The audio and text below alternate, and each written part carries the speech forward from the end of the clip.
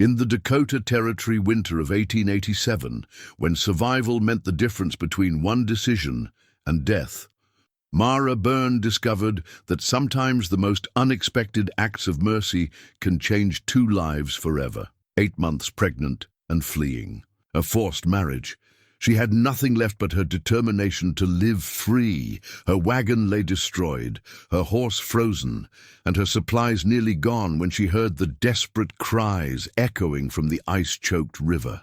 The man she pulled from those killing waters was a stranger, half dead, delirious, and seemingly worthless. For days she nursed him back from the edge, using nothing but instinct, wool blankets, and a fire that she kept burning against impossible odds.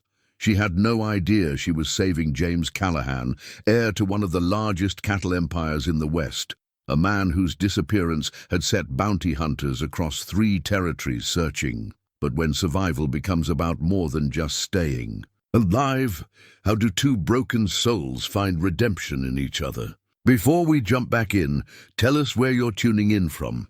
And if this story touches you, make sure you're subscribed, because tomorrow I've saved something extra special for you. The wind had been howling for 3 days straight, carrying with it the kind of cold that settles deep into your bones and refuses to leave. Mara Byrne pulled her threadbare shawl tighter around her swollen belly as she trudged through knee-deep snow, each step a deliberate act of defiance against the Dakota Territory winter that seemed determined to claim her life. She had been walking for 6 days now, ever since her wagon had overturned in a ravine and killed her only horse. The mare had been old, but steady, much like Mara herself at 26, though she felt decades older after everything that had brought her to this frozen wasteland.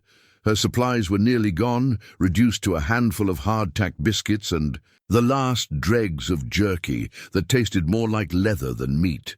The baby stirred restlessly in her womb, as if sensing her growing desperation. 8 months along, and she should have been tucked safely in a warm cabin somewhere, preparing for the child's arrival with steady hands, helping her through the ordeal ahead. Instead, she was alone in the wilderness, fleeing a fate that would have been worse than death itself.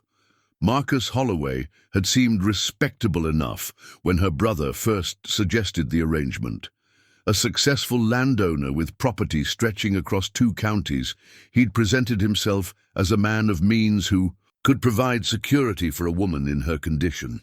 What Thomas hadn't known, what Mara discovered only days before the planned wedding, was that Marcus's idea of marriage involved his fists far more than his heart. She'd seen the bruises on his previous wife's arms during their brief courtship, noticed how the woman flinched whenever Marcus raised his voice. When cholera took the poor soul last winter, the townspeople whispered it was a mercy. Mara understood why, when Marcus, emboldened by too much whiskey at their engagement celebration, had grabbed her wrist hard enough to leave finger-shaped marks that lasted a week. "You'll learn quick enough what I expect from a wife," he'd growled in her ear that night, his breath reeking of alcohol and something darker. "Especially one carrying another man's bastard." The word had cut deeper than any physical blow. Her child wasn't illegitimate. She'd been properly married to William Byrne, a gentle schoolteacher who died of pneumonia just 4 months after their wedding. The baby was all she had left of him, all she had left of love itself. She'd be damned if she'd let Marcus Holloway destroy that sacred connection with his cruelty.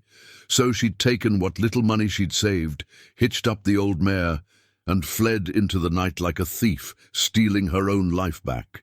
Thomas would be furious when he discovered her gone, but her brother's anger was a distant concern compared to the immediate problem of survival. She'd head west, maybe find work in one of the growing towns where questions weren't asked too closely. About a woman's past. Now, with her horse dead and her supplies dwindling, those plans seemed as foolish as a child's fairy tale. The landscape stretched endlessly in every direction, an unforgiving expanse of white, broken only by the skeletal remains of trees and the occasional rocky outcropping. She'd been following what she hoped was a game trail, but the snow had covered any useful landmarks hours ago. Her feet had gone numb inside her worn boots, and she knew that was a dangerous sign. Frostbite would mean losing toes, maybe her whole foot if she wasn't careful. She needed shelter, needed it soon, or her child would never draw its first breath in this world. That's when she heard it, a sound that didn't belong to the howling wind or her own labored breathing. A cry, raw and desperate, cutting through. The storm like a knife. At first, she thought it might be an animal wounded and dying. Then it came again, and she recognized the unmistakable cadence of human desperation. Someone else was out here in this frozen hell, and from the sound of it, they were in even worse shape than she was. Mara pushed forward through the drifts, following the cries toward what looked like a steep-banked creek. As she crested a small rise, she saw him, a man clinging to the edge of ice-covered water, his dark coat nearly black against the white landscape. The creek must have been running fast, enough to resist freezing completely, which explained how he'd ended up in the water. What she couldn't understand was how he'd survived long enough to call for help. He was young, maybe 30, with dark hair plastered against his skull and skin that had taken on the waxy pallor of severe cold exposure. His lips were blue, his movements sluggish and uncoordinated as hypothermia claimed him by degrees. Another few minutes, and he'd lose his grip entirely, slip beneath the surface, and become another casualty of the unforgiving frontier. The sensible thing would be to keep walking. She barely had enough strength to save herself, let alone a stranger, who might already be beyond help. Her child's life had to take precedence over everything else. That was simple maternal arithmetic. But as she watched him struggle, she saw something that gave her pause. Even half-frozen and dying, he was fighting.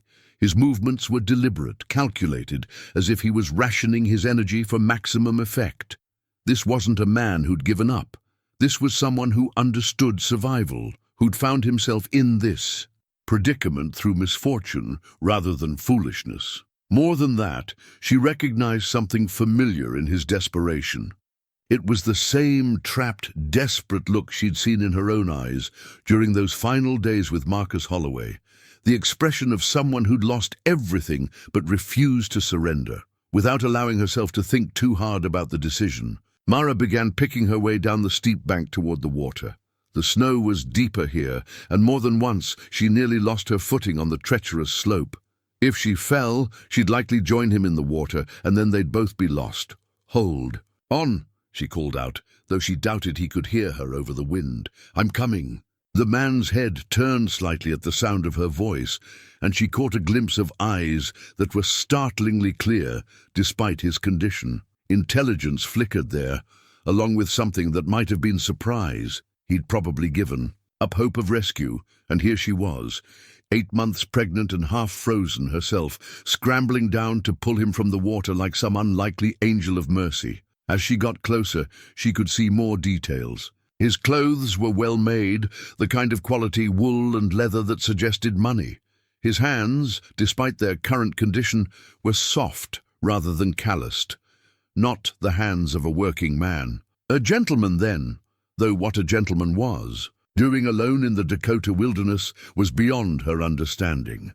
Strapped across his chest was a leather satchel, waterlogged but still intact. Whatever he'd been carrying was important enough to keep with him even as he faced death. Papers, maybe, or money. Either way, it suggested this wasn't just some drifter who'd gotten turned around in the storm. "Can you grab my hand?" she called out as she reached the edge of the ice. The surface looked solid enough near the bank, but she didn't trust it to hold both their weights.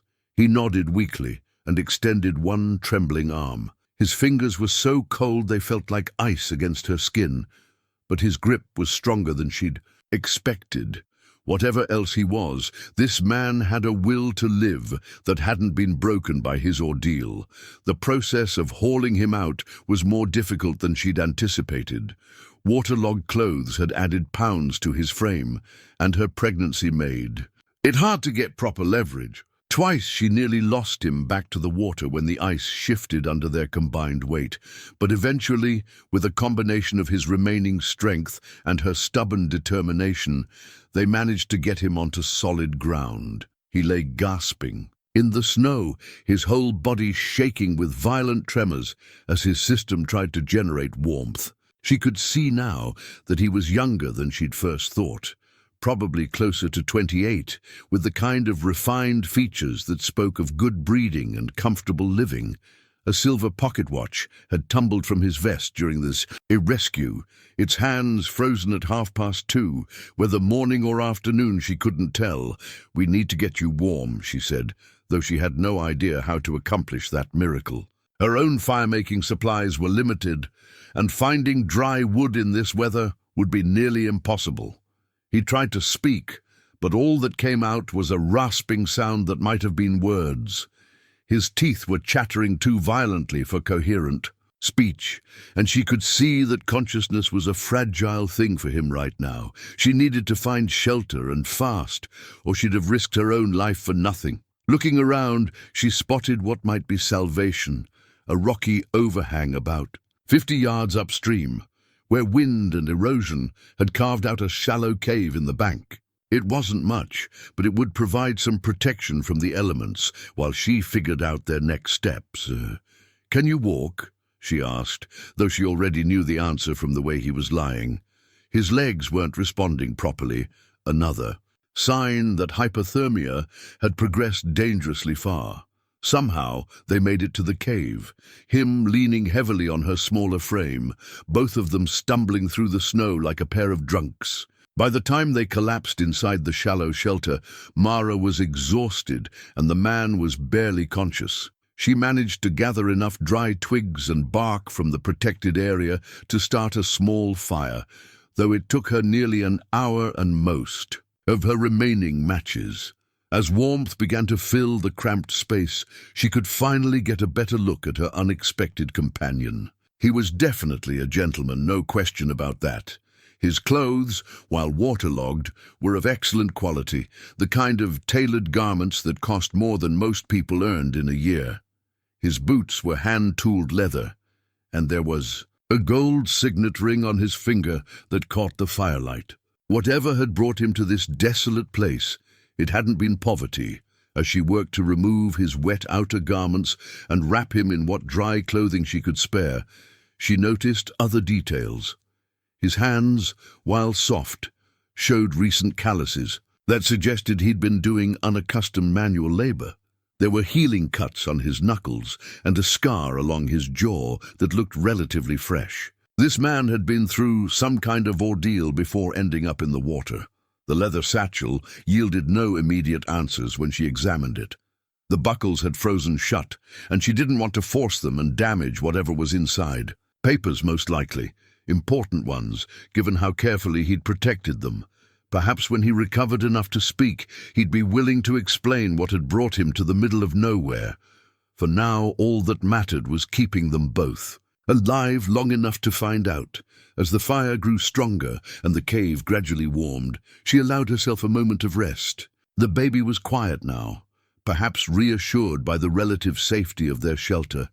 Outside, the wind continued its relentless howling, but for the first time in days, Mara felt something approaching hope. She'd saved a stranger's life today, and, in doing so, she might have saved her own. Two people thrown together by circumstance and desperation, finding warmth in the most unlikely of partnerships. It was a beginning, though of what, she couldn't yet say. The leather satchel sat between them like a silent question mark as the fire crackled and hissed in their makeshift shelter. For 2 days now, the man had drifted in and out of consciousness, his body fighting the effects of severe cold exposure, while Mara tended to him with what little she had. She'd managed to keep the fire burning by venturing out during brief lulls in the storm to gather deadfall, though each expedition left her more exhausted than the last. His fever had broken sometime during the second night, and this morning he'd finally managed to keep down some of the thin broth she'd made from her remaining jerky.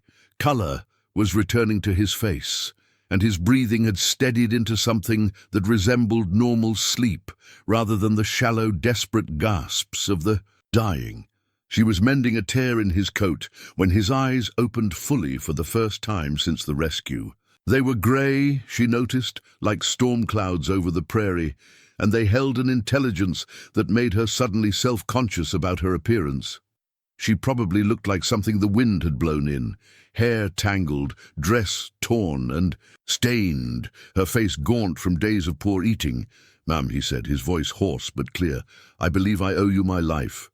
The formality of it caught her off guard. Even half dead and wearing her late husband's spare shirt, he carried himself with the bearing of someone accustomed to respect. She'd been right about the gentleman part, though what manner of gentleman ended up alone in a frozen river remained a mystery. "You don't owe me anything," she replied, setting aside her needlework. "Though I wouldn't say no to knowing your name. And what brought you to that water?" He struggled to sit up, wincing as movement revealed the extent of his injuries. Beyond the cold exposure, she could see now that he'd been beaten recently, bruises along his ribs, a cut on his scalp that had scabbed over. Someone had worked him over thoroughly before he'd ended up in the creek. "James," he said after a moment's hesitation. "James Miller." The pause before the surname suggested it wasn't the whole truth, but she didn't press. A man had a right to his secrets, especially when those secrets might be the reason he'd nearly died. "Mara Byrne," she offered in return. "And before you?" "Ask yes. I'm aware of how this looks. A pregnant woman alone in the wilderness nursing a stranger back to health. It's not exactly the kind of story that builds reputations."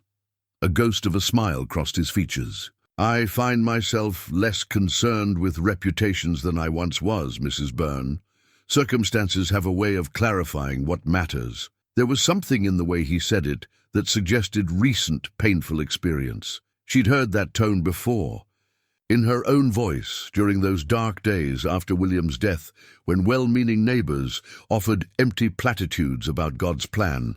This was a man who'd lost something important, something that had stripped away the comfortable assumptions of his former life. "It's Widow Byrne, actually," she corrected gently. "My husband died of pneumonia last winter. I'm sorry for your loss." The sympathy in his voice was genuine, untainted by the awkward pity she'd grown accustomed to. "And I'm grateful beyond words that you chose to help a stranger despite your own circumstances." She busied herself checking his temperature with the back of her hand, partly from medical necessity, and partly to avoid the intensity of his gaze. His skin was warm, but not feverish.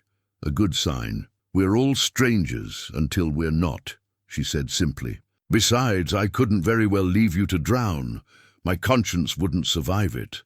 Many people would have, especially in your condition." The baby chose that moment to deliver a particularly strong kick, making her gasp and press a hand to her side. James's eyes immediately went to her belly, concern replacing the grateful warmth she'd seen there moments before. "When are you due?" he asked. "Soon enough. Another month, maybe less." She'd lost track of exact dates during her flight. Remarkous, but the child's increasing restlessness suggested they were running out of time. "Which is why we need to think about moving on soon. This cave won't do for a birthing, and we'll need better supplies than what we have." James looked around their shelter with new eyes, perhaps realizing for the first time how precarious their situation truly was. The fire provided warmth, but their food wouldn't last another week. Water was plentiful thanks to the creek, but shelter from the weather was minimal at best. For two healthy adults, it might have been manageable for a short time. For a pregnant woman and a man still recovering from near death, it was a temporary reprieve at best. "There might be a town to the south," he said thoughtfully. Before my accident, I remember passing through a settlement called Cedar Falls. Maybe 2 days' ride in good weather, 2 days on horseback maybe, on foot in this snow, in carrying what we need." She shook her head. "It would take us a week, assuming the weather holds and we don't get lost. And that's assuming I can make the journey at all." The reality of their situation settled over them like a cold blanket. They were alive. which was more than either had expected 3 days ago, but survival wasn't the same as salvation. Without help, without better supplies and proper shelter, they were simply postponing the inevitable. James reached for the leather satchel, his movements careful and deliberate. "There might be something in here that could help," he said, though his tone suggested he wasn't entirely hopeful. The buckles had thawed enough to open, revealing a collection of papers wrapped in oiled cloth. Legal documents, by the look of them, along with what appeared to be a map and a small leather pouch that clinked with the sound of coins. James handled the papers with particular care, scanning their contents with an expression that grew increasingly troubled. "What is it?" Mara asked, noting the tension in his shoulders. "Nothing that changes our immediate situation," he replied, but she could see there was more to it than that. The documents clearly meant something significant to him, something he wasn't ready to share with a woman he'd known for 3 days.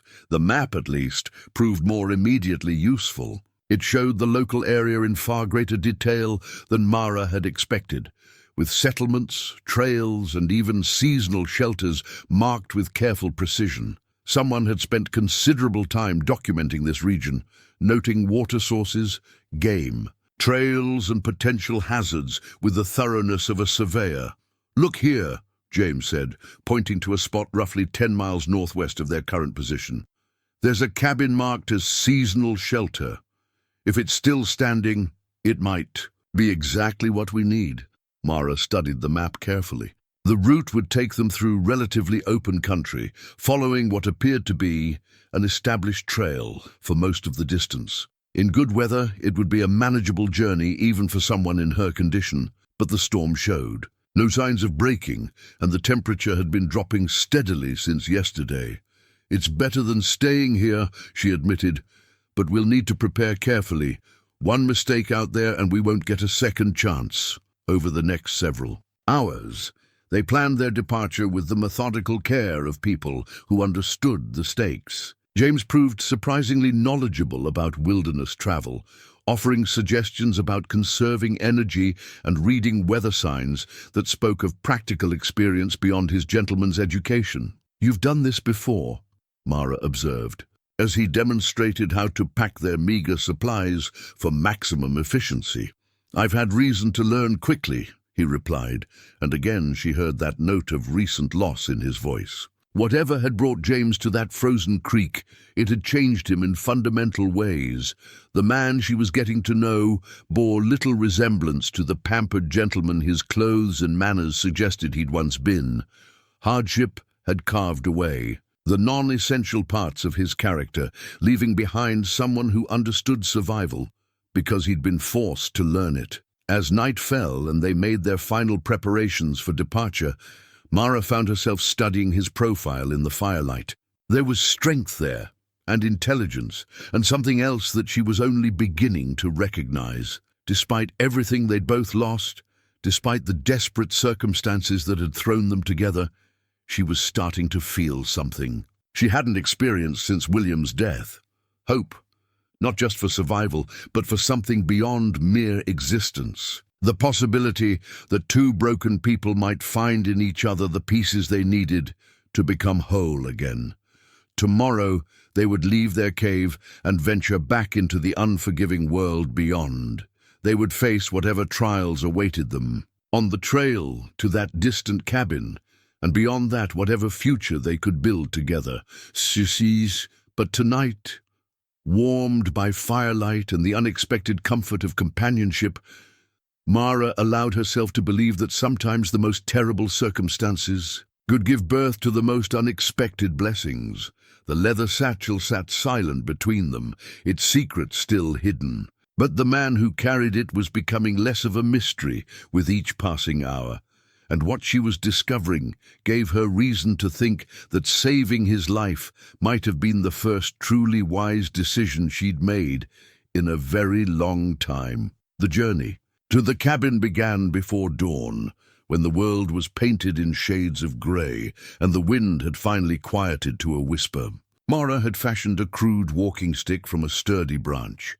and James carried their meager supplies in a pack he'd improvised from his coat. The leather satchel remained strapped securely across his chest, never leaving his side. Their progress was slower than either had hoped. The snow lay deep and treacherous, hiding fallen logs and sudden dips that could turn an ankle or worse. Mara found herself stopping frequently to catch her breath, the weight of her pregnancy making every step an effort. James never complained about the pace, and she noticed how he stayed close enough to catch her if she stumbled, yet far enough away to preserve her dignity. "Tell me about your husband," he said during one of their rest stops, settling beside her on a fallen log. It was the first personal question he'd asked, and she appreciated that he'd waited until they'd established a comfortable rhythm together. "William was a schoolteacher," she replied, watching her breath form clouds in the cold air. "Gentle as a lamb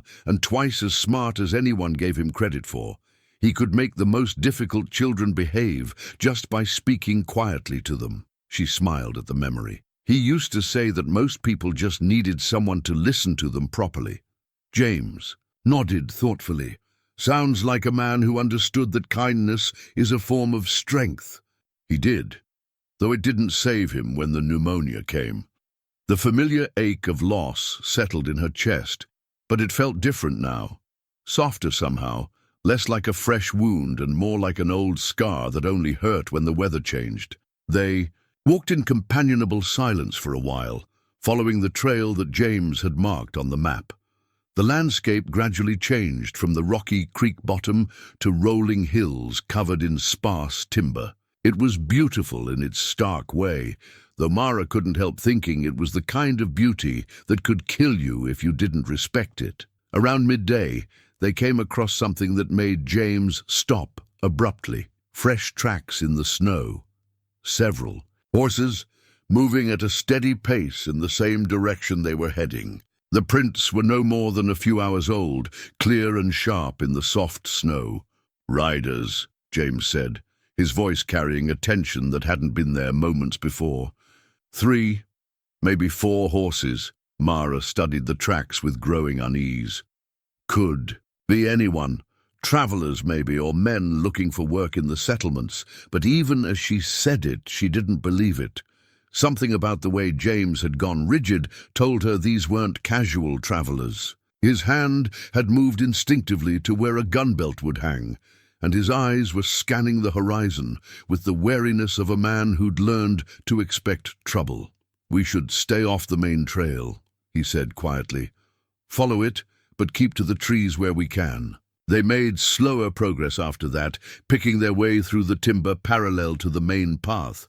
The extra caution cost them time, but it also kept them hidden from anyone who might be watching the trail. More than once, Mara caught James, listening intently to sounds she couldn't hear, his whole body alert in a way that spoke of hard-earned experience. It was late afternoon when they finally spotted the cabin, nestled in a small clearing perhaps a mile ahead. Smoke was rising from its chimney, a thin, steady stream that meant someone was home. James cursed softly under his breath, a word that would have shocked her coming from any other gentleman of her acquaintance. "The riders?" she asked, though she already knew the answer.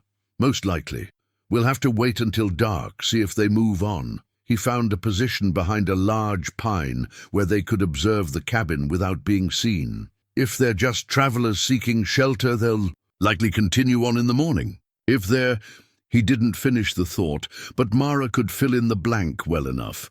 If they were hunting someone, hunting James specifically, then they might be planning to stay longer. The question was whether whoever had beaten him before finding his way to that frozen creek had sent men to finish the job. As they settled in to wait, Mara found herself studying her companion with new eyes. The way he'd read the tracks, the caution with which he'd approached the cabin, the automatic reach for a weapon he no longer carried, this wasn't the behavior of a simple gentleman who'd fallen on hard times. This was someone who'd learned to live with the constant possibility of violence. "James," she said quietly, "who are you really?" He was quiet for so long, she thought he might not answer. When he finally spoke, his voice carried the weight of decisions that couldn't be undone. "A man who made some powerful enemies," he said. "The kind who don't forgive and don't forget. What did you do?" "I trusted the wrong person, someone I should have known better than to trust." His jaw tightened. "My own brother, as it turns out." The pain in those words was raw and fresh, the kind that came from betrayal by someone you'd loved without reservation. Mara understood that particular agony, not from family, but from the slow realization that the man she'd nearly married would have destroyed everything good in her life. "Family can hurt you deeper than anyone else," she said softly. "They know exactly where to aim." James turned to look at her then, and she saw recognition in his eyes. Here was someone else who'd learned that the people closest to you could inflict the cruelest wounds. Someone who understood that sometimes running away was the only form of self-preservation available. "Is that why you left?" he asked. "Family. Troubles?" "In a way. My brother arranged a marriage he thought would solve my problems. Turns out his solution would have created far worse ones." She touched her belly gently. "Some prices are too high to pay, even for security." They sat together in the growing shadows, two refugees from different kinds of family betrayal, watching the cabin that might contain either shelter or danger. The snow had started falling again, light flakes that caught what remained of the daylight, like tiny stars. From this distance, they could see figures moving past the windows, 3 men by her count, which matched the number of horses they'd tracked. They seemed to be settling in for the night, making themselves comfortable in what should have been an empty shelter. "We can't stay out here all night," Mara said practically. "Not in this weather, and not with the baby due soon. I need proper shelter and warmth." James nodded grimly. "I know, but if those men are looking for me, then we'll deal with that when we have to. But freezing to death out here helps no one." She struggled to her feet, determination overriding caution. "Besides, I got something they probably don't expect." "What's that?" "A very pregnant woman who looks like she's about to collapse. Men like that, they don't see a threat. They see someone who needs help." She managed a tired smile. "Sometimes. Being underestimated is the best weapon you can have." As night fell and the lights in the cabin grew brighter, they began making their way carefully toward what might be salvation or disaster. But they were making it together, and somehow that made all the difference. The approach to the cabin required every ounce of acting ability Mara possessed. She allowed herself to stumble more than necessary, let exhaustion show in every line of her body, and when James supported her arm, she leaned heavily against him, as if barely able to stand. By the time they emerged from the tree line, she looked exactly like what she was supposed to be, a desperate woman on the verge of collapse. The door opened before they'd even reached the porch steps. A bearded man in a heavy coat stepped out, rifle in hand but not immediately threatening. Behind him, 2 others peered through the doorway, their faces showing more curiosity than suspicion. "Well, I'll be damned," the bearded man said, lowering his weapon. "Ma'am, you look about ready to drop. Come on in here before you freeze to death." "Thank you," Mara gasped, putting just enough tremor in her voice to sound genuinely distressed. "We've been walking for days. My husband here got turned around in the storm, and I'm afraid we're lost." James played his part perfectly, supporting her weight and looking appropriately shamefaced for having gotten them into such dire straits. "I thought I knew the trail," he said with just the right amount of masculine embarrassment. "Turns out I was wrong about a lot of things." The cabin's interior was blessedly warm, heated by a stone fireplace that had been well maintained. The 3 men were clearly travelers rather than the cabin's owners. Their gear was packed efficiently for the trail, and they had the practical look of men accustomed to hard living. Not outlaws, Mara judged, but not entirely law-abiding either. "Name's Pete Garrison," the bearded man said, gesturing for them to sit near the fire. "These here are my associates, Tom and Dutch. We're heading down to the rail camp for work. Figured we'd wait out the worst of this weather before moving on." "Miller," James replied, sticking to the name he'd given her. "This is my wife, Mary." The lie came so naturally that Mara almost believed it herself. She settled gratefully into a chair near the fire, one hand resting on her belly in a gesture. That immediately drew the men's sympathetic attention. Nothing made dangerous men feel protective, quite like a pregnant woman in distress. "When's the baby due?" asked Tom, a younger man with kind eyes and work-roughened hands. "Soon," Mara replied, which was true enough. "We were trying to reach my sister in Cedar Falls, but—" She let her voice trail off meaningfully. "Long way to travel in your condition," Dutch observed. He was the oldest of the three, with grey in his beard and the careful eyes of someone who'd seen enough trouble to recognize it in others. Those eyes lingered on James a moment longer than was comfortable. "Couldn't be helped," James said, settling beside Mara with protective closeness. "Her family's there, and we figured it was safer than staying where we were." There was enough truth in that statement to make it convincing, and Mara found herself impressed with how quickly James had adapted to their cover story. He was maintaining just the right balance of grateful humility and quiet strength, not threatening enough to alarm their hosts, but not so weak as to invite abuse. Garrison proved to be the talkative type, eager for conversation after days of traveling with the same two companions. As he shared their travel plans and complained about the weather, Mara listened carefully for any sign that they might be more than they appeared. But their story held together under casual scrutiny. They were exactly what they claimed to be, working men heading for railroad construction jobs. "You folks eaten today?"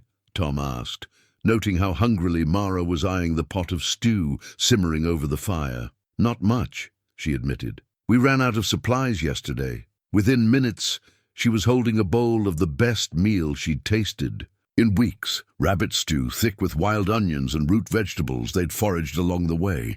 The warmth of it spread through her body like medicine, and she had to force herself to eat slowly rather than wolfing it down like a starving animal. James ate with more restraint, but she could see the relief in his face as proper food replaced the meager jerky and hardtack they'd been surviving on. The color returned to his cheeks, and some of the tension left his shoulders as he began to believe they might actually be safe here. "Road's been rough lately," Dutch mentioned casually as they finished eating.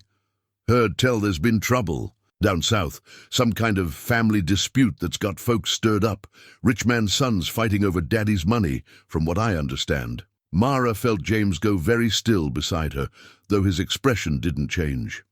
She reached over and took his hand, partly to maintain their married couple facade, and partly to offer what comfort she could. His fingers were tense in hers, but he squeezed back gratefully. "Always seems to be something," James replied mildly. "Rich folks' problems have a way of making trouble for everyone else." "Ain't that the truth?" Garrison agreed. "This particular mess has bounty hunters crawling all over the territory, looking for some fellow who supposedly ran off with something that didn't belong to him. Probably nothing to it, but it's got everyone nervous." The conversation moved on to other topics: weather, trail conditions, the prospects for work at the rail camps. But Mara could feel the change in James. He participated normally in the discussion, but there was a new alertness in his posture, a careful attention to every word that suggested he was learning things he needed to know. As the evening wore on, it became clear that the three men intended to stay the night and continue their journey. In the morning, they offered to share the cabin's single bedroom with Mara, insisting that a woman in her condition needed proper rest, while the men would make do with bedrolls near the fire. "You're very kind," Mara said, and meant it. These weren't the dangerous men they'd feared, just ordinary travelers who'd been raised to help folks in need. But as she settled into the small bedroom, she could hear James and the others talking, quietly by the fire. Through the thin walls, she caught fragments of their conversation, mentions of territorial politics, disputes over land rights, and the kind of violence that erupted when powerful families turned against each other. James was gathering intelligence, she realized, learning about the broader situation that had forced him into exile. Whatever family betrayal had driven him to that frozen creek, it was apparently large enough to have bounty hunters combing the territory. She found herself wondering just how wealthy and powerful his family was, and what exactly he was supposed to have stolen. From her makeshift bed, she could see James's silhouette by the firelight, and she noticed how he kept her knitted scarf wrapped around his shoulders despite the cabin's warmth. It was a small thing, but it spoke to something deeper than gratitude. In just a few days, they'd become important to each other in ways that went beyond mere survival. Tomorrow they would part ways with their unexpected hosts and continue toward whatever future awaited them. But tonight, surrounded by the warmth of human kindness and the comfort of a real roof over their heads, Mara allowed herself to imagine what it might be like if the gentle fiction of their marriage could somehow become reality. The thought should have frightened her, but instead it filled her with a hope she hadn't dared feel since William's death. The three travelers departed at first light, leaving behind enough supplies to last Mara and James several more days. Pete Garrison had insisted on it despite their protests, claiming that any decent man would do the same for a woman so close to her time. As their voices faded into the distance, the cabin settled into a peaceful quiet that felt almost luxurious. After days of constant struggle, alone at last, James said with a wry smile, but there was something different in his voice now, a warmth that hadn't been there when they were performing for an audience. Mara busied herself exploring their temporary home more thoroughly. The cabin was well built and clearly maintained, suggesting it saw regular use by travelers and hunters. Someone had stocked it with basic necessities: oil for the lamps, salt, a few cooking implements, and even a small supply of medical herbs hanging in dried bundles from the rafters. "Look at this," she said, examining a wooden box tucked beneath one of the bunks. Inside, wrapped in oiled cloth, was a hunting knife with a bone handle. The blade was sharp and well cared for, the kind of tool that could mean the difference between survival and starvation in country like this. James tested the knife's balance with practiced ease, and she noticed again how his movements spoke of familiarity with weapons, despite his gentleman's upbringing. "This will help," he said simply, but she could see the relief in his eyes. A man who expected trouble needed the means to meet it over. The next few days, they settled into a routine that felt surprisingly natural.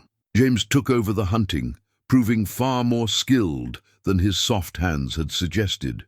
He returned each evening with rabbits or grouse, sometimes wild turkey if he'd been particularly fortunate. Mara prepared the meals and tended to their domestic needs with the efficiency of someone raised to make do with what was available. "You're full of surprises," she told him one evening as he cleaned a brace of rabbits he'd snared.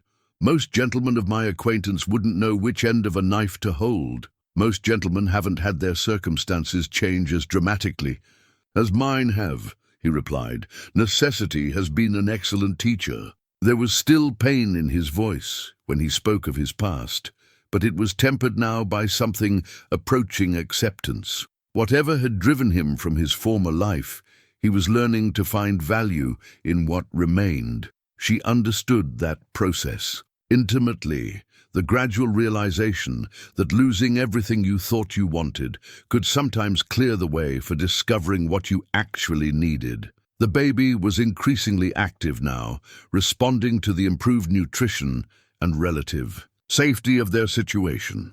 During the long winter evenings, as they sat by the fire sharing stories and tentative plans, James would sometimes glance at her belly with an expression she couldn't quite read.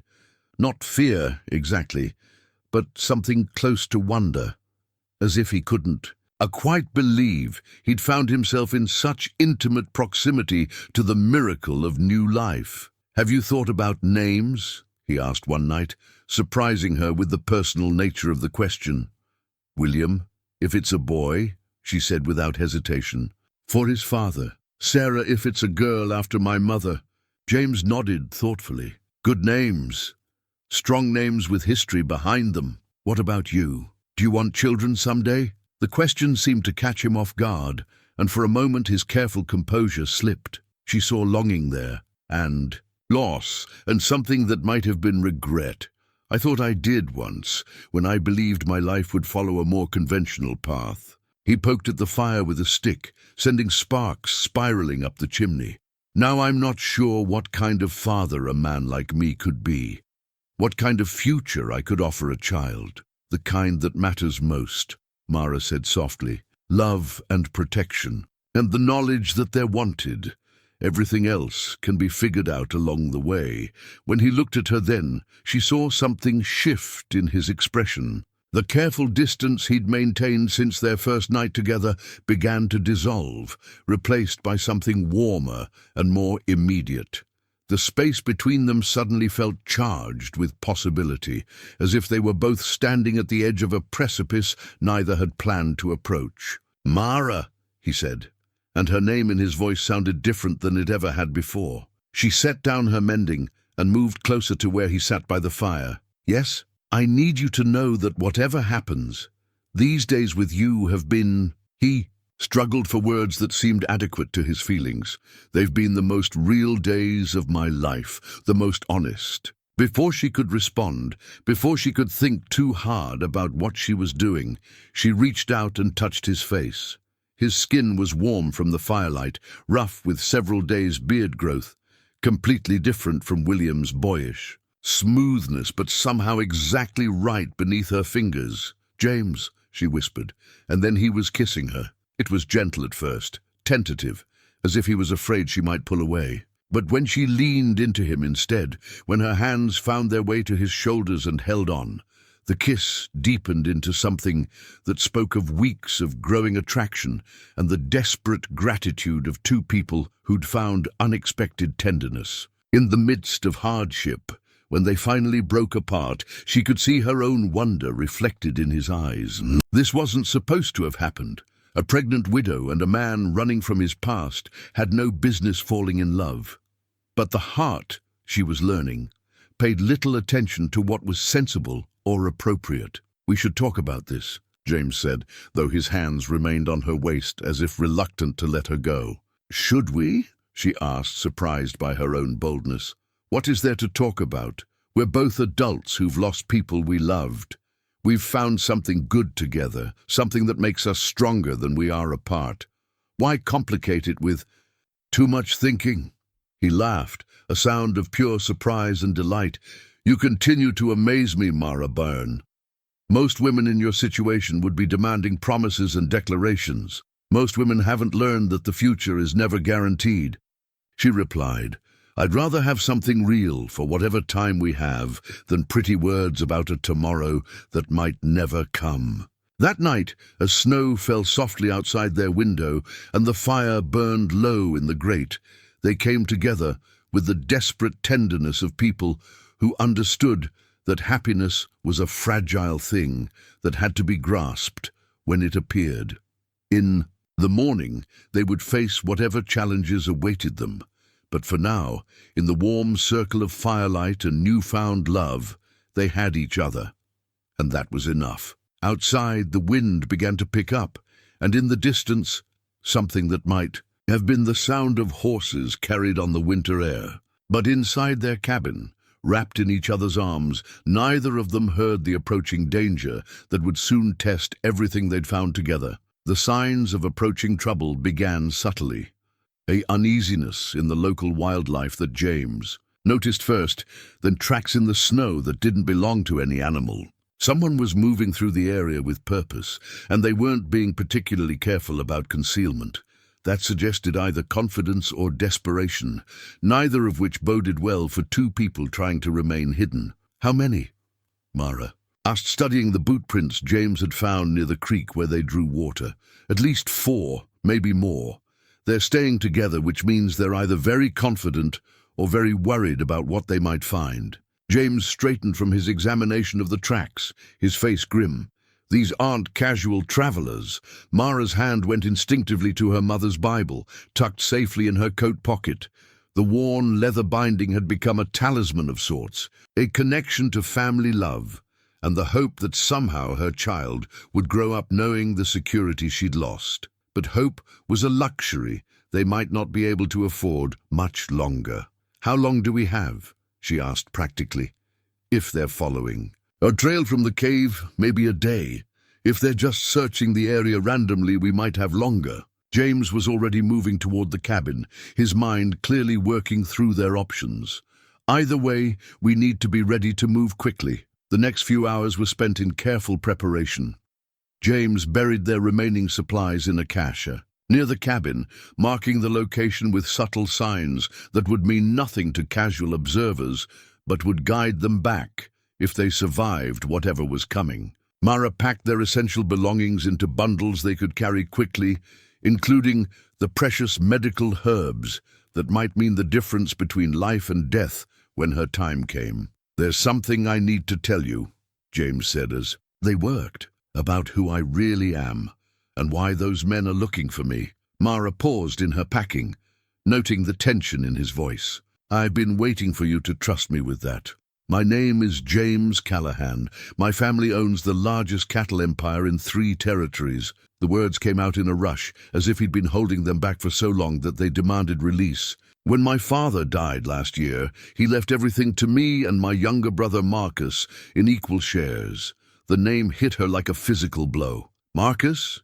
Marcus Callahan?" When James nodded, she felt the world tilt beneath her feet.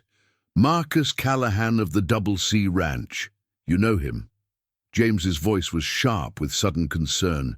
"Know him?" Mara laughed, but there was no humor in the sound. "James, Marcus Callahan, is the man I was supposed to marry, the man I ran away from." The silence that followed was so complete she could hear her own heartbeat. James stared at her as if she'd just revealed herself to be someone completely different, and perhaps she had. The carefully constructed walls of their separate pasts had just come crashing down, revealing a connection neither of them had imagined. "That's impossible," James said finally. "Marcus told me he was marrying some widow from town, someone who needed security for her child. He said—" Understanding dawned in his eyes, followed quickly by a rage so pure it transformed his features. "He said you were grateful for his generosity." "Grateful?" The word came out as a bitter laugh. "I saw what his generosity did to his first wife, the bruises she tried to hide, the way she flinched whenever he raised his voice. My brother thought he was arranging security for me, but he was selling me to a man who would have destroyed everything good in my life." James was pacing now, his hands clenched into fists as pieces of a larger puzzle fell into place. The inheritance dispute. "Marcus claimed I'd stolen cattle and sold them illegally, using the money to finance gambling debts. He had documents, witnesses, everything needed to paint me as a thief and a wastrel. All lies, every word, but convincing enough to turn the territorial marshal against me and half the ranchers in the territory along with him." James's voice was heavy with betrayal. "I could have fought it in court, but Marcus had prepared too well. While I was gathering evidence to clear my name, he sent men to kill me. That's how I ended up in that creek, running from bounty hunters he'd hired to finish what the courts couldn't." Mara sank onto one of the bunks, her mind reeling with the implications. "So when I saved you, I was actually rescuing you from my own former fiancé, and when I fell in love with you, I was stealing the woman my brother had already claimed." James's laugh was as bitter as hers had been. "No wonder he wants me dead. I'm not just a threat to his stolen inheritance. I'm a threat to his plans for marriage and respectability." Outside, the wind was picking up again, and with it came the sound Mara had been dreading. Horses moving steadily through the snow toward their cabin. James heard them too, his body going rigid with the alertness of a hunted animal. "They're here," he said simply. Mara struggled to her feet, one hand supporting her heavy belly. "How many?" James was already at the window, peering carefully through. The gap in the curtains. 5 riders, armed and moving like they know exactly where they're going. "Marcus, no, but I recognize 2 of them. Professional hunters, the kind who don't ask questions as long as the money's good." James turned from the window, his face set with grim determination. "Mara, there's something else you need to know. In that leather satchel, it's not just papers. It's evidence that proves Marcus forged the documents that accused me of theft. Bank records, correspondence, witness statements that contradict his version of events. Evidence that could clear your name and restore my inheritance. Which means Marcus can't afford to let either of us live long enough to present it." James checked his rifle, a weapon they'd found in the cabin, along with a small supply of ammunition.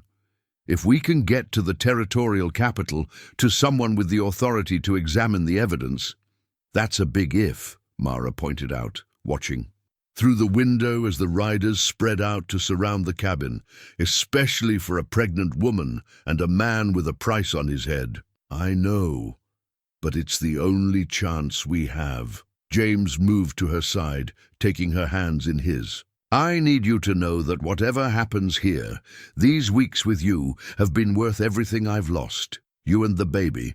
You're more important to me than any inheritance, any family name." Before she could respond, a voice called out from the yard, rough, authoritative, and coldly professional. "James Callahan, we know you're in there. Come out with your hands visible and nobody else needs to get hurt." Mara felt a contraction grip her belly, sharp and unmistakable. The baby, responding to her stress and fear, was making its own demands on the situation. James saw her expression and understood immediately. "How long?" he asked quietly. "I don't know, hours maybe, but it's starting." She gripped his hand tightly as another contraction followed the first. "James, I can't run. Not now." Outside, the voice came again, less patient this time. "You've got 1 minute to show yourself, Callahan. Then we come in shooting." James looked at the rifle in his hands, then at Mara's pale face, then at the windows where armed men waited in the snow. When he spoke, his voice carried the quiet certainty of a man who'd found something worth fighting for. "Then I guess we make our stand here." The silence stretched for nearly a full minute before James made his decision. Instead of preparing for a siege, he walked calmly to the cabin door and opened it, stepping onto the porch with his hands clearly visible but not raised in surrender. Mara watched from the window, another contraction gripping her as she tried to understand what he was doing. "Gentlemen," James called out in a voice that carried the authority of someone accustomed to being obeyed, "I believe there's been a misunderstanding." The lead bounty hunter, a grizzled man with a scar running from his left ear to his jaw, kept his rifle trained on James but didn't immediately fire. "No misunderstanding, Callahan. You're wanted for cattle theft and fraud. Dead or alive, the poster says." "I'm sure it does, but I wonder if you've seen this." James reached slowly into his coat and withdrew a folded document from the leather satchel. Even from her position at the window, Mara could see the official seals and ribbons that marked it as a legal paper of some importance. "What is it?" the scarred man demanded, though his rifle had lowered slightly. "A writ of territorial protection, signed by Judge Harrison himself, just 3 days before my supposed crimes were discovered."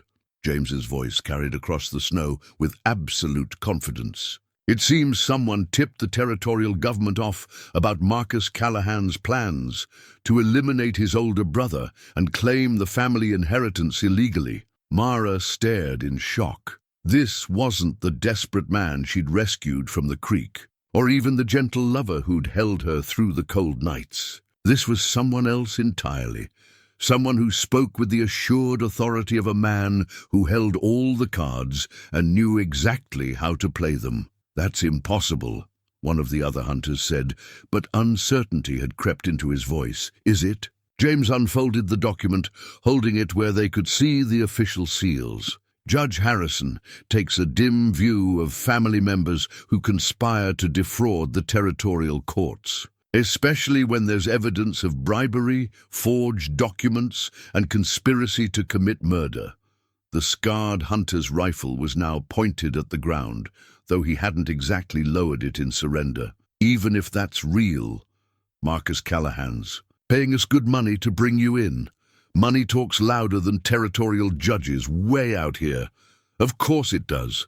But I wonder how loud it talks compared to this. James reached into his coat again, and this time he withdrew a small leather pouch that clinked with the unmistakable sound of gold coins. $50 in territorial gold. Says you boys might be willing to listen to a different proposition. From inside the cabin, Mara watched in amazement as James tossed the pouch to the lead hunter. The man caught it automatically, testing its weight with practiced fingers before loosening the drawstring to peer inside. His expression shifted from suspicion to surprised greed. "Go on," he said cautiously. "Marcus Callahan hired you to kill me and dispose of the evidence that could clear my name. But what if I told you that evidence is worth more than he's paying you? What if I told you there's a territorial reward for information leading to the conviction of anyone involved in defrauding inheritance courts?" Another of the hunters, younger than the rest, had dismounted and was examining the document James had shown them. "Boss, this looks real. Official seals, proper signatures, everything." "How much is this reward?" the scarred man asked, his business instincts clearly warring with his original orders. $500, plus immunity from prosecution for anyone who cooperates with the territorial investigation. James let that sink in before continuing. "Of course, that's only if the witnesses survive to testify. Dead men can't collect rewards." Mara could see the moment when the balance shifted. These weren't idealistic crusaders, they were professional. Hunters who worked for whoever paid them best. And James was offering them more than money. He was offering them a way out of a situation that was rapidly becoming more complicated than they'd bargained for. "What exactly are you proposing?" the leader asked. "Simple. You take the evidence I'm carrying to Judge Harrison in the territorial. In capital, you testify about who hired you and what you were hired to do. In return, you collect the reward money and walk away clean." James paused meaningfully. "Or you can try to complete Marcus's contract and spend the rest of your lives looking over your shoulders for territorial marshals." But even as the hunters conferred among themselves, Mara saw something that made her blood run cold. Through the trees beyond the cabin, another group of riders was approaching, and these weren't bounty hunters looking for work.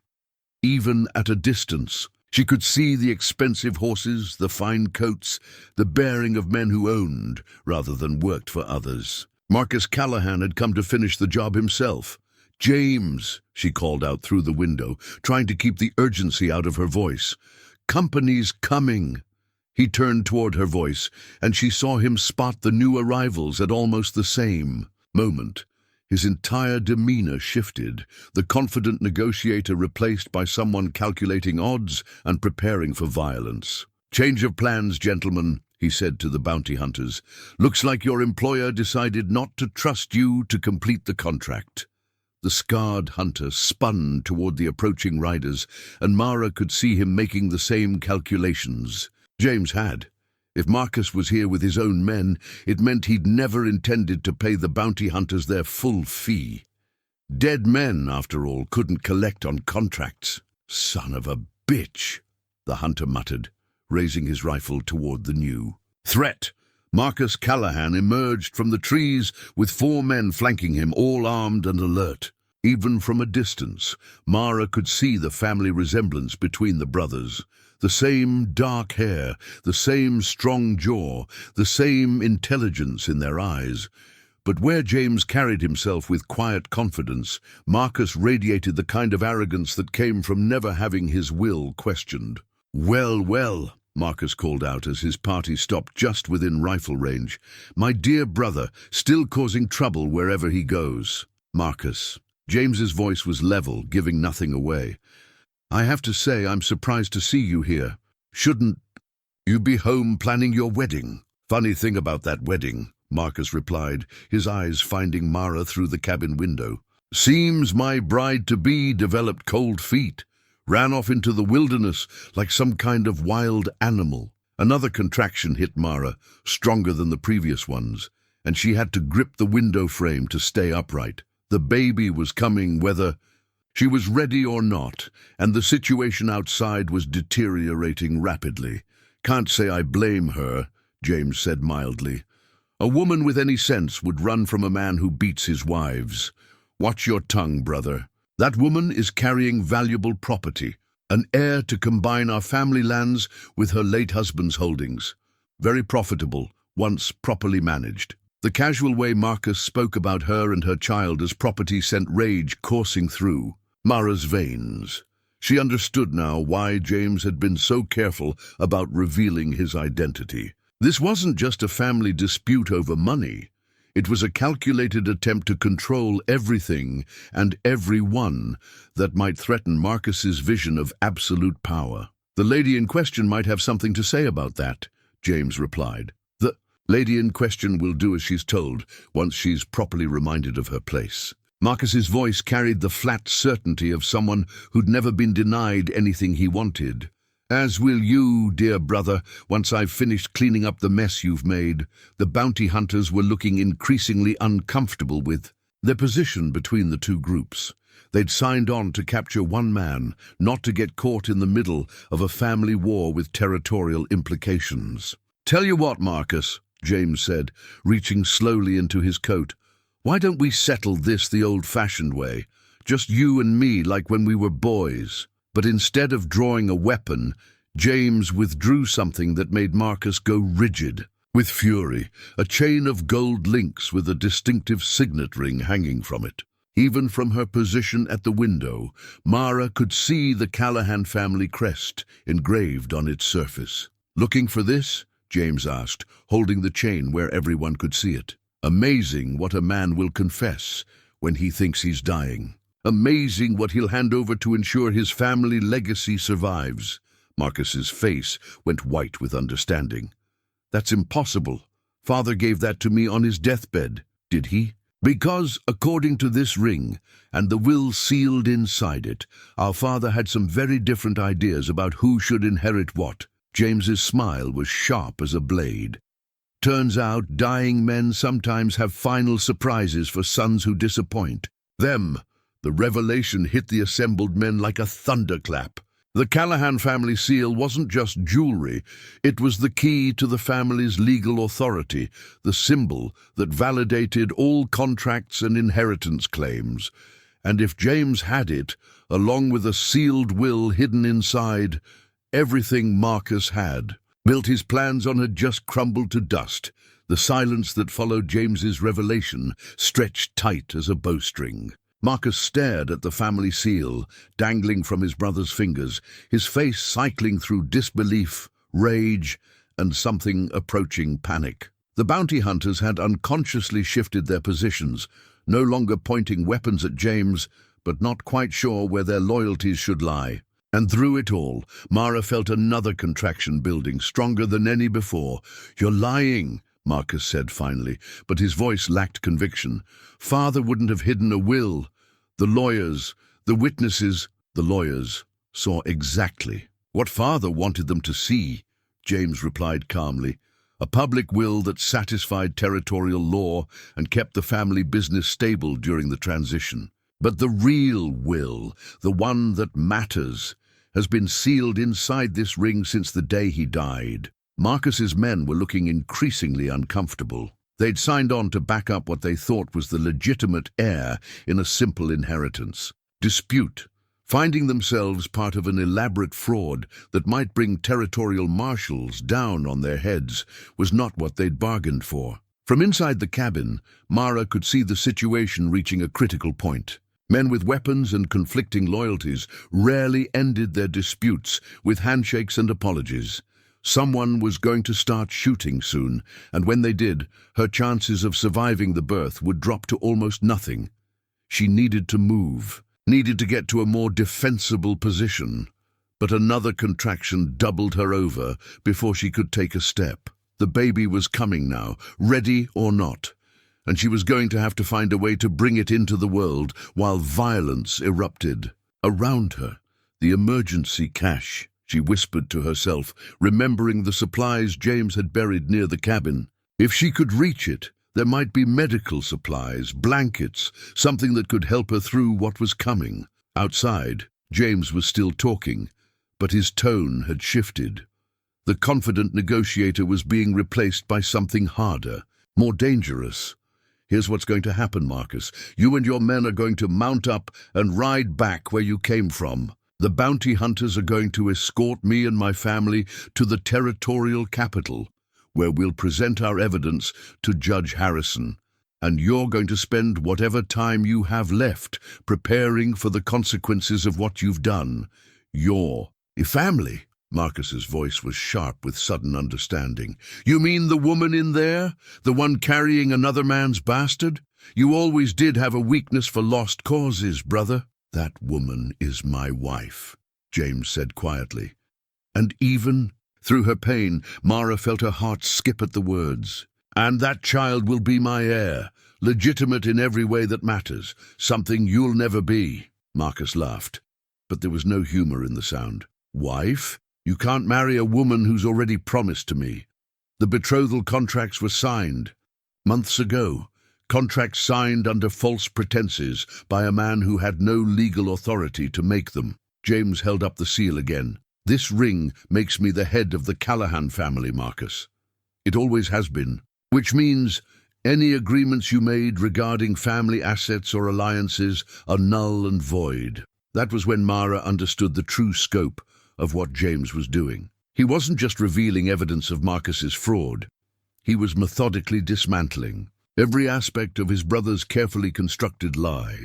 The inheritance, the marriage contract, the authority to make deals with other ranchers, all of it had been built on the assumption that Marcus was the legitimate heir, if James could prove otherwise. Another contraction hit, this one strong, enough to make her cry out. Through the window she saw James's head snap toward the sound, his confident mask slipping for just a moment to reveal the fear underneath.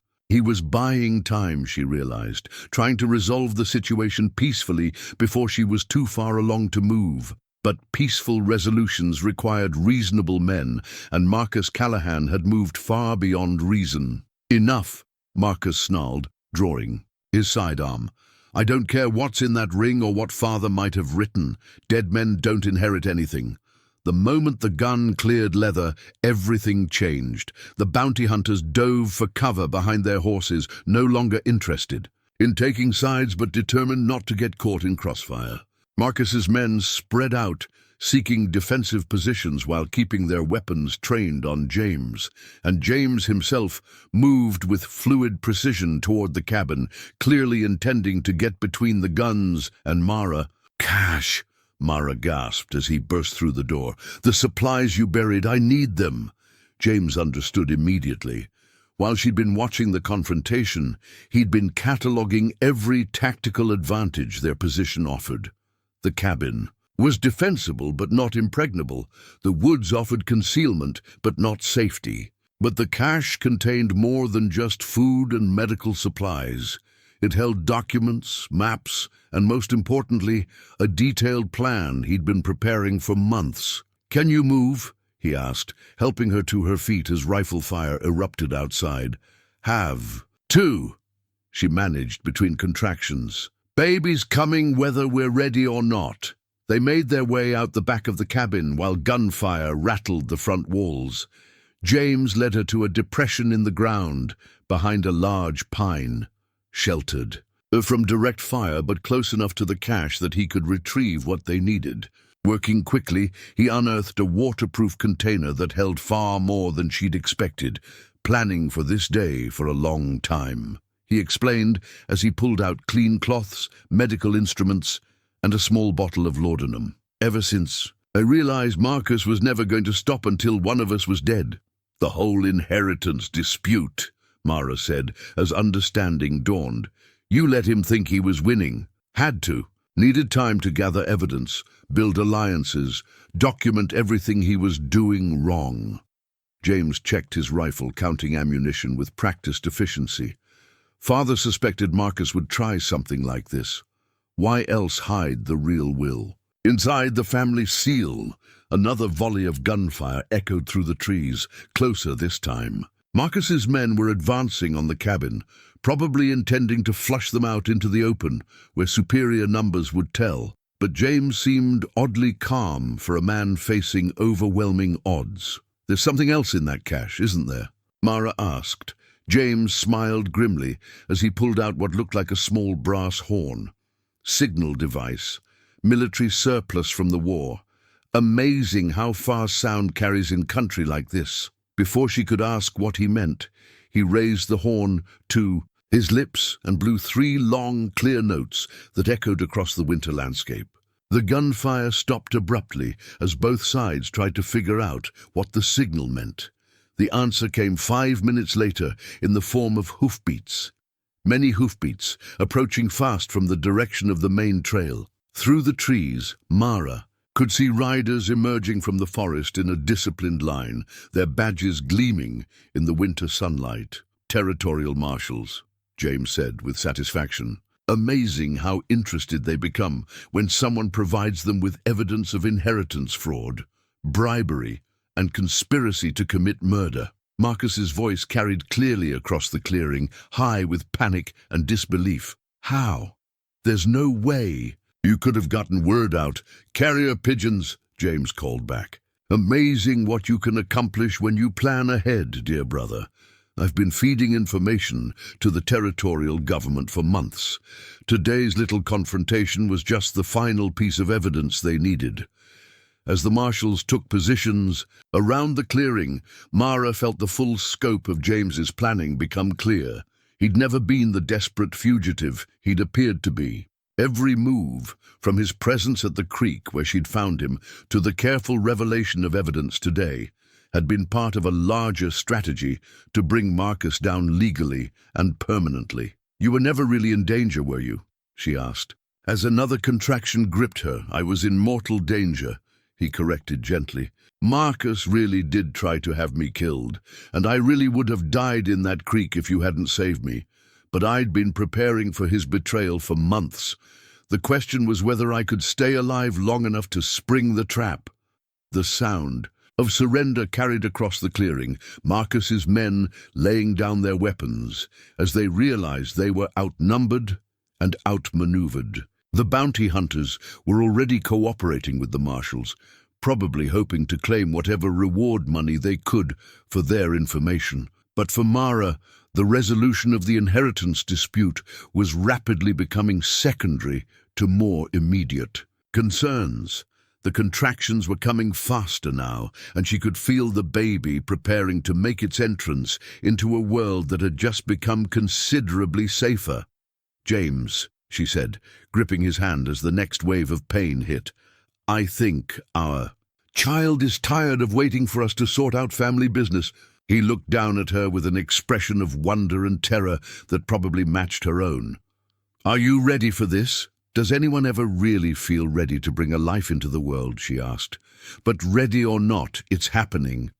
And I can't think of anywhere I'd rather be than right here, with you." As the marshals took Marcus and his men into custody, as the inheritance dispute that had nearly cost them everything finally reached its resolution, James Callahan and Mara Byrne prepared to welcome their child into a world where justice had prevailed and love had found a way to triumph over betrayal. The cache that had preserved their future lay open beside them, its secrets finally revealed. But the greatest treasure it contained wasn't gold or documents or evidence of legal vindication. It was the foundation of a new family, built on trust and sacrifice, and the knowledge that sometimes the most unexpected partnerships could overcome impossible odds. The sound of shackles closing around Marcus's wrists carried clearly through the winter air, but Mara barely heard it. Another contraction was building, stronger than any before, and she knew with absolute certainty that her child would not wait for the world to become completely safe before making its appearance. "James!" she gasped, gripping his arm hard enough to leave marks. "Now! It's happening now!" Without hesitation, he lifted her in his arms and carried her toward the cabin, moving swiftly but carefully through the snow. The marshals had secured the area, but the building itself bore the scars of the recent gunfight, bullet holes in the walls, shattered windows, and a front door that hung askew on its hinges. "The back room," Mara managed between waves of pain. It's more sheltered. James kicked open the bedroom door and settled her gently on the small bed. The room was cold. The fire in the main hearth couldn't reach this far, but it was private and defensible. More importantly, it was theirs, a space where they could bring their child into the world without the eyes of marshals and prisoners watching. "What do you need me to do?" James asked, his voice steady despite the circumstances. "Clean. Water. As much as you can heat quickly. And those cloths from the cache. Make sure they're clean." Another contraction doubled her over, and she felt the unmistakable sensation of her water breaking. "James, this baby is coming fast." He moved with efficient purpose, building up the fire in the main room and setting water to boil while she worked through the intensifying contractions. Through the broken windows, she could hear the marshals organizing their prisoners for transport, but their voices seemed to come from another world entirely. "Mrs. Byrne, ma'am?" One of the marshals appeared in the doorway, his hat in his hands, and concern written across his weathered face. "We've got a situation out here. Marcus Callahan is claiming that child you're carrying is legally his property under territorial marriage law." "Tell Marcus Callahan," Mara said through gritted teeth as another contraction peaked, "that he can go to hell." James appeared beside her with steaming water and clean cloths, his face dark with renewed anger. "What exactly is he claiming, Marshal?" says. "The betrothal contract gives him legal rights to any children born to his intended bride, regardless of biological parentage. Claims it's standard language for arranged marriages involving property transfers." The marshal looked deeply uncomfortable with the entire conversation. "Now, I'm not saying I believe him, but the law's complicated when it comes to these family arrangements. The betrothal contract was signed by someone with no legal authority to make it," James replied sharply. "As the legitimate head of the Callahan family, I'm hereby declaring that contract null and void. This woman is my wife, and that child is my heir." Mara would have laughed at the absurdity of conducting legal arguments while in active labor, but another contraction stole her breath. The baby was coming whether Marcus Callahan liked it or not, and no amount of legal maneuvering would change that biological reality. "Can this wait?" she managed to gasp. "Because this child isn't going to delay its arrival for territorial law." The marshal backed away hastily, clearly having no desire to be present for a birth. "We'll keep Callahan secured until this is resolved, ma'am. Take all the time you need." As his footsteps faded, James knelt beside the bed and took her hands. "I'm sorry. I should have anticipated he'd try something like this." "You can't anticipate everything," she replied, then cried out as the strongest contraction yet gripped her body. "Oh God, James, I think it's time to push." What followed blurred together in a haze of pain, effort, and overwhelming determination. James proved surprisingly knowledgeable about the mechanics of birth, guiding her through each stage with calm competence that suggested he'd prepared for this possibility as thoroughly as he'd planned everything else. "I can see the head," he said, his voice filled with wonder. "Mara, our baby's almost here." She bore down with everything she had, feeling her body working toward its ultimate purpose. Outside, the world was full of violence and legal complications and men who thought they could own other human beings. But in this small room, with James's steady presence anchoring her, there was only the ancient miracle of new life demanding to be born. "One more push," James encouraged. "Just one more." Mara gathered her remaining strength and pushed with all the fierce determination that had carried her through months of hardship. She felt the moment when her child slipped free into the world, heard James's sharp intake of breath, and then silence. "Why isn't—" she began, panic rising in her throat.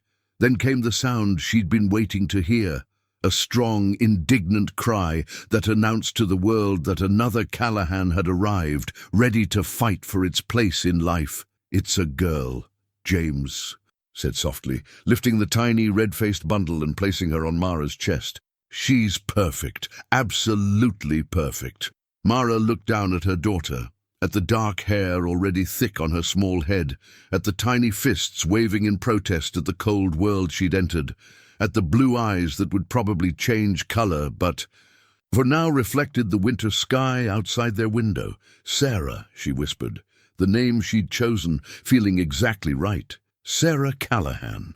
Through the birthing cloth that had seen them through the ordeal, mother and daughter found each other in that first sacred moment of connection. Outside, men argued about law and property and inheritance. But here, in the warm circle of firelight, and new love, the future of the Callahan family had just taken its first breath.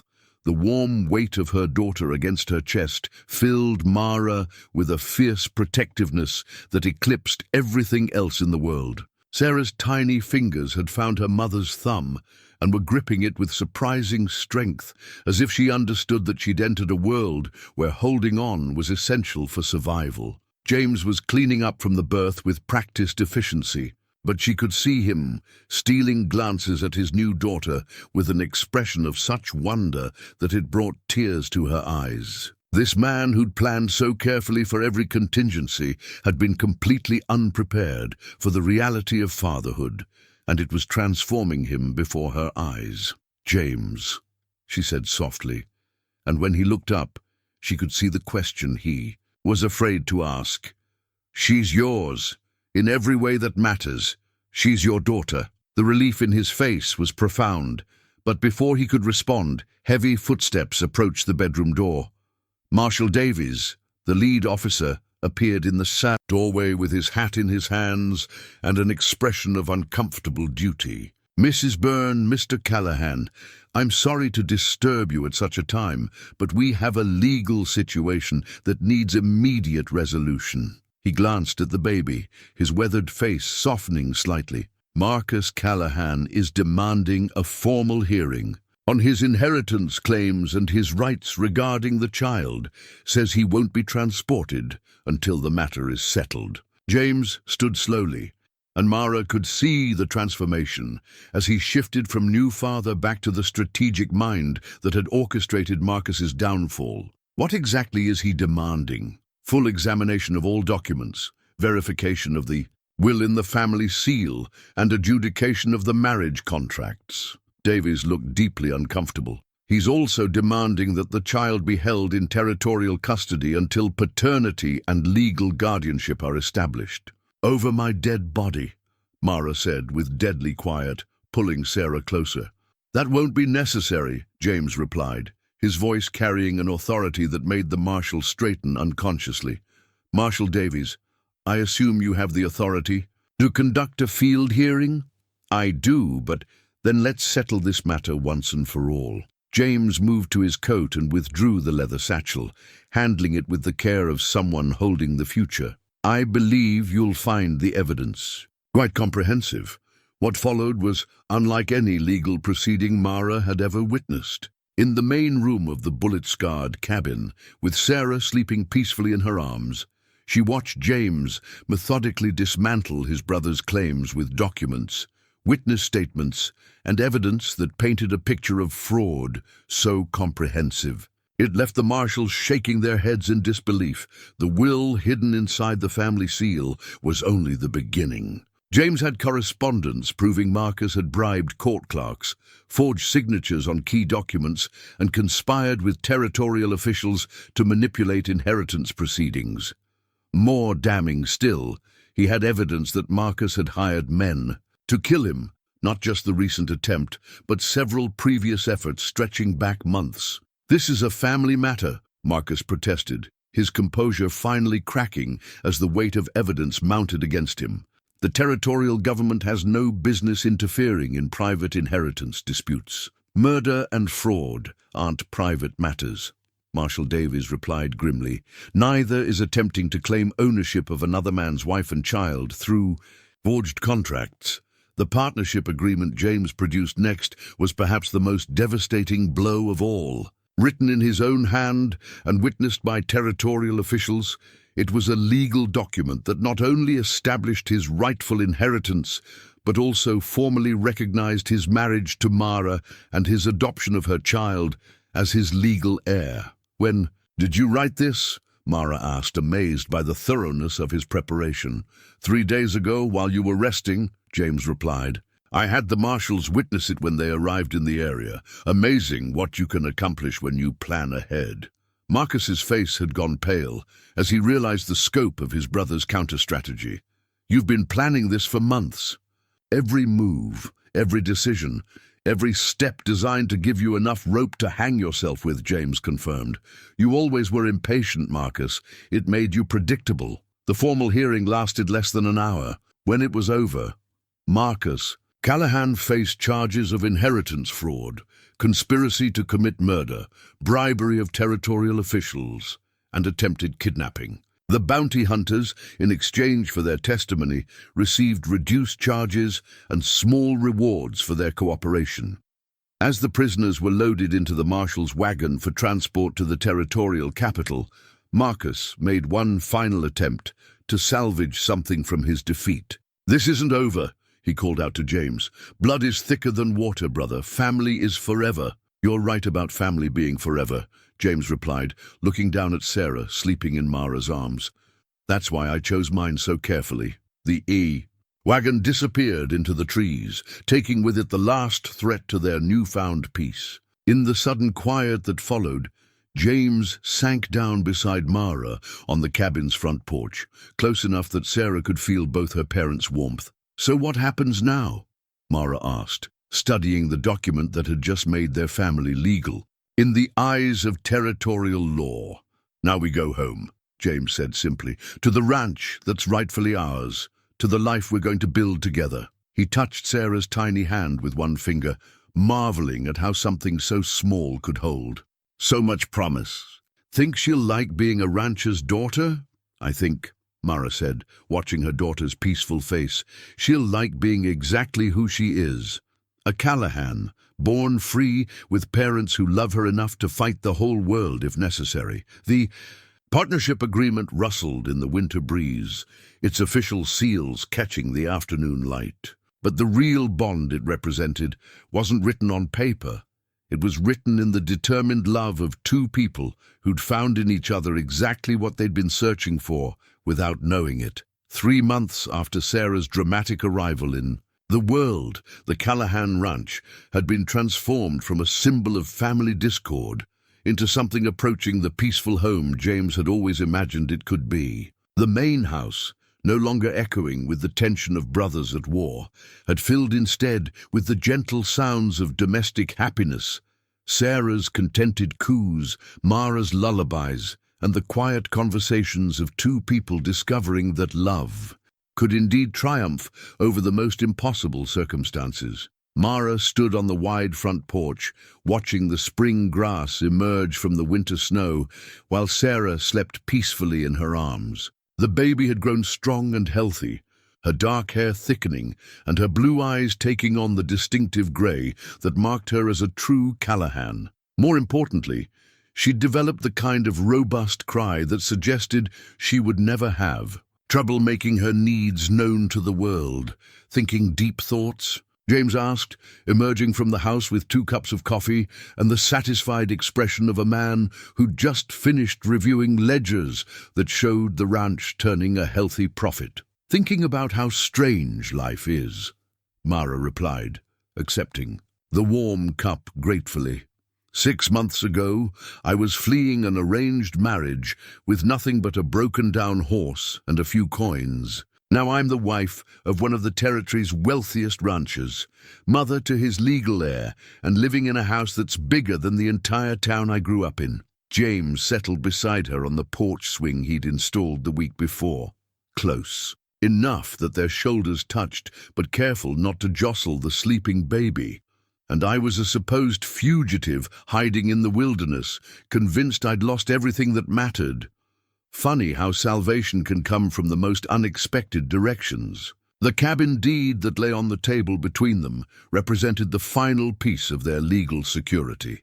James had purchased the little shelter where Sarah had been born, along with the surrounding 100 acres, ensuring that the place where their family had truly begun would always remain theirs. Not because they needed the land, the main ranch encompassed thousands of acres, but because some places were too important to leave to chance. Marshal Davies sent word yesterday, James mentioned, his tone carefully neutral. Marcus's trial date has been set for next month. Mara nodded, having expected this news for weeks. Will we need to testify? Probably, but the evidence is so overwhelming that I doubt the proceedings will take long. James's jaw tightened slightly. He's going to prison, Mara, for a very long time. Inheritance fraud, conspiracy to commit murder, bribery. The territorial government takes a dim view of men who think wealth puts them above the law. She could hear the complicated emotions in his voice. Despite everything Marcus had done, despite the attempts on James's life and the threat to her and Sarah, she knew that part of him still grieved for the brother he'd once loved. Family betrayal left scars that never fully healed, no matter how justified the eventual justice might be. Do you ever regret it? She asked quietly. The way it all ended between you two? James was quiet for a long moment, watching the wind move through the grass that would soon be thick enough to support the cattle that were the foundation of their prosperity. I regret that he chose to become someone I couldn't save, he said, finally.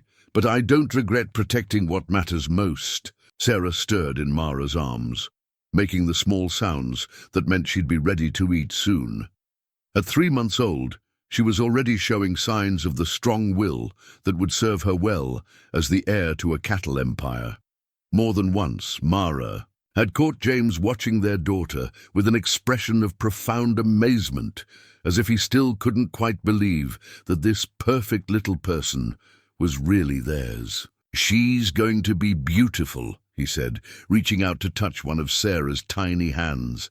Strong-willed, intelligent, probably twice as capable as either of her parents. She'll need to be if she's going to inherit all this. Mara gestured toward the vast expanse of rangeland that stretched to the horizon. Think she'll want to be a rancher? I think she'll want to be exactly who she is, and we'll support her no matter what that turns out to be. James smiled, the expression transforming his entire face. Though I have to admit, I hope she develops at least some appreciation for cattle. It would be a shame to let all this tradition die out. The sound of hoofbeats approaching drew their attention to the main road, where a single rider was making his way toward the house. As the figure drew closer, Mara recognized Dr. Harrison, the territorial physician who'd examined Sarah after her birth to provide the medical documentation that had helped secure her legal status. Mrs. Callahan, Mr. Callahan, the doctor called out as he dismounted. I hope I'm not intruding, but I was passing through the area and wanted to check on how young Miss Sarah is developing. The examination was brief but thorough, and Dr. Harrison pronounced Sarah to be thriving in every measurable way. Strong heartbeat, good reflexes, excellent muscle tone, he announced with satisfaction. Whatever challenges this little one faces, in life it won't be due to any physical limitations. As the doctor prepared to leave, he handed James an official-looking document. Birth certificate, he explained, fully documented and registered with the territorial government. Sarah Elizabeth Callahan, born to James and Mara Callahan on the 5th day of February, 1888, legitimate heir to the Callahan family holdings.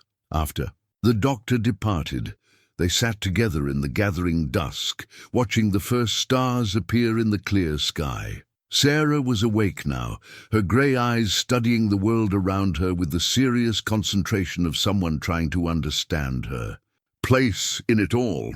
You know, Mara said thoughtfully, when I pulled you out of that frozen creek, I thought I was just saving a stranger's life.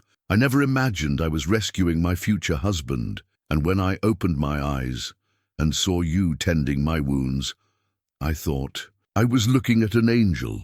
James laughed softly. Turns out we were both right in our own ways. The cab indeed caught the last light of day, its official seals a reminder of how far they'd traveled from that desperate night when survival seemed impossible.